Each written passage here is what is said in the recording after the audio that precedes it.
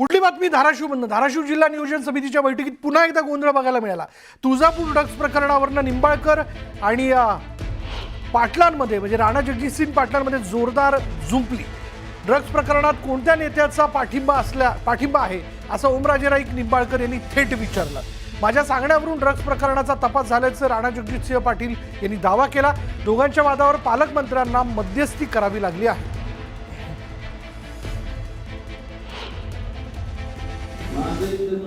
किती 22 आरोपी आहेत, ते 22 आरोपी बरेचसे राजकीय लोक आहेत आणि सगळ्यांना पकडले जातील अशी मी ग्वाही देतो। ते न पकडल्या गेल्यामुळे लोकांना असा संभ्रम आहे आपण पाठीशी एसपीना सगळ्या डीपीसीच्या ह्या बैठकीच्या समोर आताच सांगतोय की कुठल्याही परिस्थितीमध्ये 22च्या 22 आरोपी 23 झालेला चालेल, 22च्या 22 आरोपी लवकरात लवकर अटक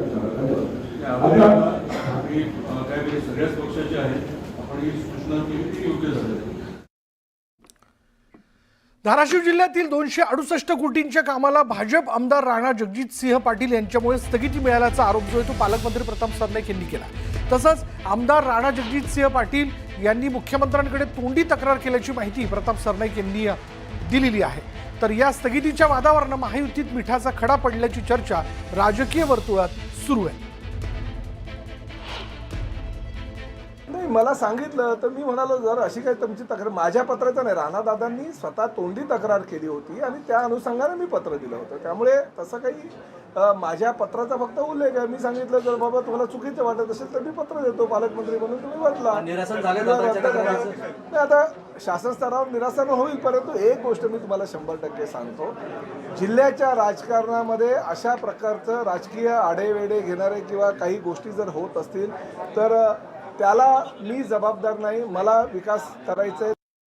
एमआयएमचे माजी खासदार इम्तियाज जलील यांनी वक्फ बोर्डाच्या कार्यालयात घुसून अधिकाऱ्याला धमकी दिल्याचा प्रकार समोर आला आहे। छत्रपती संभाजीनगरमधील आमखास मैदानावर बांधकाम होत असल्याची माहिती मिळाल्यानंतर काल माजी खासदार इम्तियाज जलील यांनी थेट अधिकाऱ्यालाच गाडण्याची धमकी दिली। तुला मैदानावर घेऊन जातो आणि जिथे खड्डे खोदले तिथेच तुला पुरून टाकेन अशी खुलेआम धमकी जलील यांनी अधिकाऱ्याला दिली। या दमदाटीचा व्हिडिओ चांगलाच व्हायरल झाला। अगर तुम्हारे पूरे मेंबर्स को लेकर नंगा करके हो तो उसी ग्राउंड के ऊपर लेके जाएंगे। उसके अंदर अगर ये ग्राउंड के ऊपर अगर 1 इंच भी अगर वहां पे कंस्ट्रक्शन करे तो रुकाने का मेरा काम है। ये लोग काय के लिए जाएंगे? चेयरमैन के रिश्तेदार नहीं है। चेयरमैन साहब को भी बोलो, दूसरे धांधलियों के अंदर हम खामोश बैठ जाएंगे उसको, लेकिन ये धांधली के अंदर नंगा करके निकाल डालेंगे हम। आमखास की जमीन के मामले में हम 1 इंच जगह नहीं देने वाले। तुम्हारे पूरे मेंबर्स को बोल डालो, अभी मीटिंग में आएंगे ना, मीटिंग में से उठा के लेके जाऊंगा उनको सबको। डिस्ट्रिक्ट वक्फ ऑफिसर तुम है, तुमने FIR रजिस्टर करना, अभी CO से बात करना, नहीं तो मैं तुम्हारे को उठा के लेके जाके नहीं क्या वही खड्डे के अंदर डाल दूंगा जो आमखास के अंदर तुमने खोद के लगाए। कल जाके आया डिस्ट्रिक्ट वक्फ ऑफिसर, अभी तक एक लेटर इश्यू नहीं कर सकता है। ये काम किस बेसिस के ऊपर हो रहा है करके, सरकार के बाप की जगह है क्या वो? बोर्ड के तरफ से नहीं दिए हैं। आपका डिस्ट्रिक्ट वक्फ ऑफिसर है तो कल जाके आया उन्हें, अभी तक उसने क्या कार्रवाई किया है वो काम रोकने के लिए, और अगर खामोश बैठने के कुछ पैसे लिया है तो बताइए कितना। अरे गवर्नमेंट गधे की, अब मैं मेरी बात सुनिए जुनैद साहब, ये प्रॉपर्टी बाकी दूसरे धांधलियां क्या करने का है उसके अंदर मैं बात नहीं कर रहा हूँ। ये जमीन के अंदर क्या धांधली हुई है, आप काम रुकवाएंगे, अभी डिस्ट्रिक्ट वक्फ ऑफिसर को बोलेंगे, वरना मैं इसको कुर्सी समेत लेके जाऊंगा मैं पुलिस स्टेशन को। पुढली बातमी धाराशिवमधून। धाराशिव जिल्हा नियोजन समितीच्या बैठकीत पुन्हा एकदा गोंधळ बघायला मिळाला। तुळजापूर ड्रग्स प्रकरणावरनं निंबाळकर आणि पाटलांमध्ये म्हणजे राणा जगजितसिंग पाटलांमध्ये जोरदार जुंपली। ड्रग्स प्रकरणात कोणत्या नेत्याचा पाठिंबा आहे असं ओमराजे राईक निंबाळकर यांनी थेट विचारलं। माझ्या सांगण्यावरून ड्रग्स प्रकरणाचा तपास झाल्याचं राणा जगजितसिंह पाटील यांनी दावा केला। दोघांच्या वादावर पालकमंत्र्यांना मध्यस्थी करावी लागली आहे।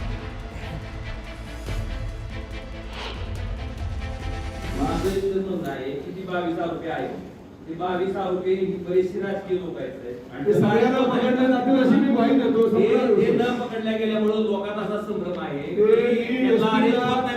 मी एसपींना सगळ्या डीपीसीच्या ह्या बैठकीच्या समोर आताच सांगतोय की कुठल्याही परिस्थितीमध्ये 22च्या 22 आरोपी 23 झालेले चालेल, 22च्या 22 आरोपी लवकरात लवकर अटक करा. आम्ही काय सगळ्याच पक्षाचे आहेत, आपण ही सूचना केली ती योग्य झाली. धाराशिव जिल्ह्यातील 268 कोटींच्या कामाला भाजप आमदार राणा जगजितसिंह पाटील यांच्यामुळे स्थगिती मिळाल्याचा आरोप जो आहे तो पालकमंत्री प्रताप सरनाईक यांनी केला. तसंच आमदार राणा जगजितसिंह पाटील यांनी मुख्यमंत्र्यांकडे तोंडी तक्रार केल्याची माहिती प्रताप सरनाईक यांनी दिलेली आहे. तर या स्थगितीच्या वादावरनं महायुतीत मिठाचा खडा पडल्याची चर्चा राजकीय वर्तुळात सुरू आहे.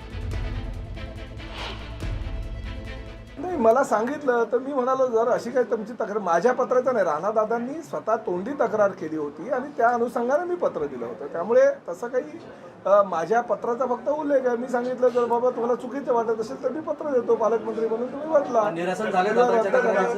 आता शासन स्तरावर निरासन होईल, परंतु एक गोष्ट मी तुम्हाला 100% सांगतो, जिल्ह्याच्या राजकारणामध्ये अशा प्रकारचं राजकीय आडेवेडे घेणारे किंवा काही गोष्टी जर होत असतील तर त्याला मी जबाबदार नाही. मला विकास करायचा आहे.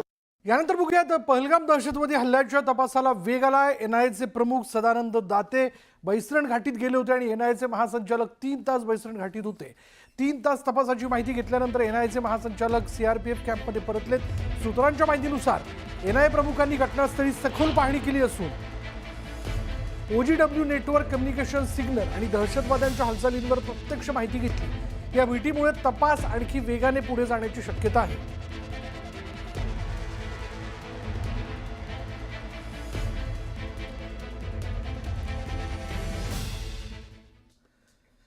काश्मीरच्या पहलगाम जवळील बैसराण व्हॅलीमध्ये झालेल्या दहशतवादी हल्ल्यात एक अत्यंत आधुनिक तंत्रज्ञानाचा वापर झाल्याचं उघड झालंय.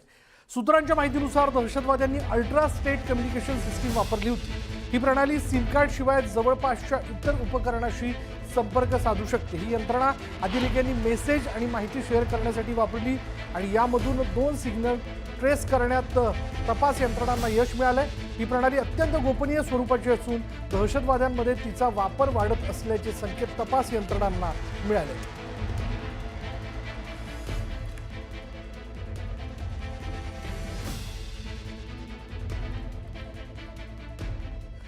पहलगाममधील हल्ल्याचा राष्ट्रीय तपास यंत्र संस्थेकडून तपास सुरू आहे. सूत्रांच्या माहितीनुसार हुरियत कॉन्फरन्सच्या विविध गटांवर आणि जमाते इस्लामीच्या समर्थकांवर जम्मू काश्मीरच्या अनेक जिल्ह्यांमध्ये छापेमारी करण्यात आली. कुपवाडा, हंदवाडा, अनंतनाग, बांदीपोरा यासह 100 ठिकाणी छापे टाकण्यात आले आणि या छाप्यांमध्ये मोठ्या प्रमाणावर देशविरोधी साहित्य आणि डिजिटल पुरावे सापडले. हे पुरावे स्पष्ट करतात की बंदी असूनही या संघटनांनी दहशतवाद्यांसाठी ओव्हरग्राऊंड वर्कर नेटवर्क तयार करण्यास मदत केल्याचं समोर आलं.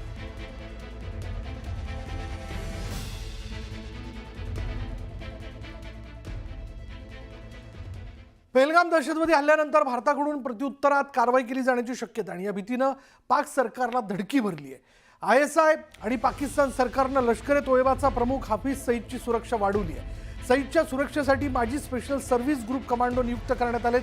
सईदच्या निवासस्थानाबाहेरची सुरक्षा वाढवण्यात आलेली आहे आणि त्याच्या सुरक्षेसाठी स्पेशल सर्व्हिस ग्रुपमधील माजी कमांडो नियुक्त करण्यात आले. लाहोरमधील मोहल्ला जोहर इथल्या त्याच्या निवासस्थानी अतिरिक्त कर्मचारी तैनात करण्यात आल्याची सूत्रांची माहिती आहे. सईदला जाणीवपूर्वक दाट लोकवस्ती असलेल्या भागात ठेवण्यात आल्याची माहिती आहे. या ठिकाणी पाकिस्तानी नागरिकांच्या घरांव्यतिरिक्त एक मशीद आणि मदारशा आहे. तो सध्या तुरुंगात असल्यानं कागदावर त्याचं घर तात्पुरत्या उपजेलमध्ये रूपांतरित करण्यात आलंय. 1 किलोमीटरच्या परिसरात CCTV कॅमेऱ्यांद्वारे सर्व हालचालींवर लक्ष ठेवण्यासाठी एक नियंत्रण कक्ष तयार करण्यात आल्याची सूत्रांची माहिती आहे.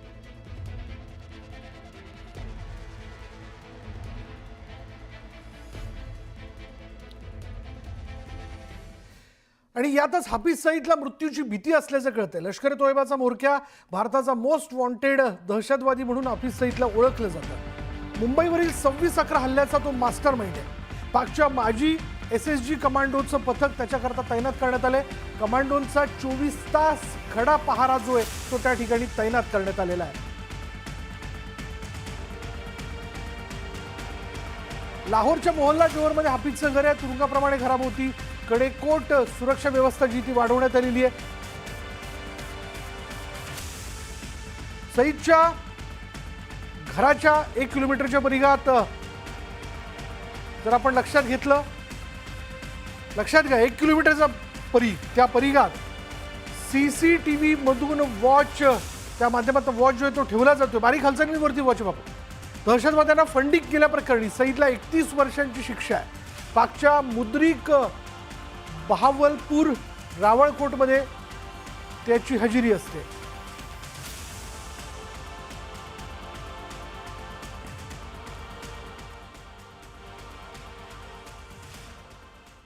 भारत पाकिस्तानमधील अटारी बॉर्डर पूर्णपणे बंद करण्यात आली आहे. पाकिस्तानचे अनेक नागरिक अटारी बॉर्डरवरती अडकलेत. पाकिस्तानात जाऊ देण्याची मागणी ते करतायत आणि या महिलांनी अक्षरशः टाव फुटला. तर बॉर्डरवरील सुरक्षा रक्षकांशी या महिलांचा वादही झाला. पाकिस्तान गेट उघडत नसल्याचं सुरक्षा रक्षकांनी या महिलांना सांगितलं.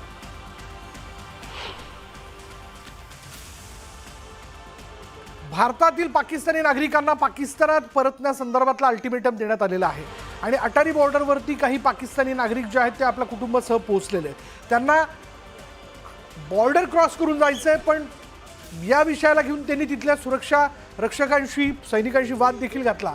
पण त्यांच्याकडनं पाकिस्तानकडनंच गेट उघडण्यात आलं नसल्याचं कारण पुढे करण्यात आलेलं आहे.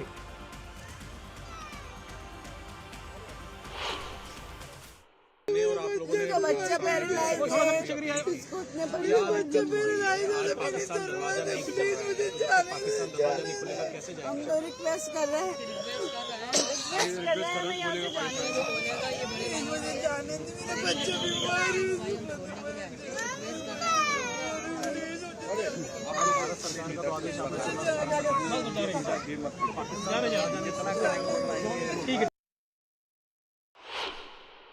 सुबह से पागल बना रहे हैं। 6 बजे से मैं यहाँ आई हूँ।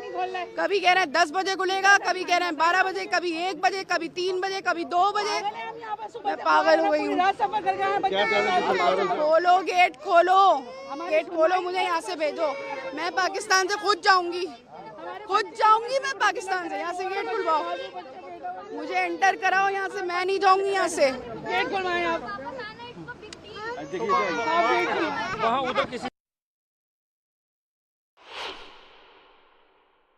अब कह रहे हैं वापस जाएं, बॉर्डर नहीं खुलेगा, बंद है। बताएं, सुबह 6 बजे से आए हैं, ये तो इन्हीं से पूछे ना क्यों बंद है।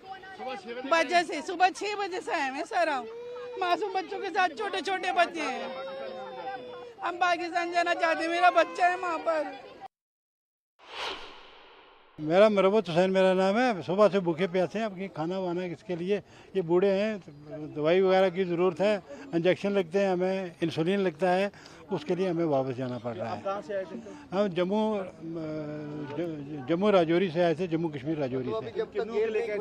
अभी आप वहीं जम्मू कश्मीर? जी यही बोला गया है इन्होंने, क्योंकि लोग बीमार हैं हमारे साथ बड़े।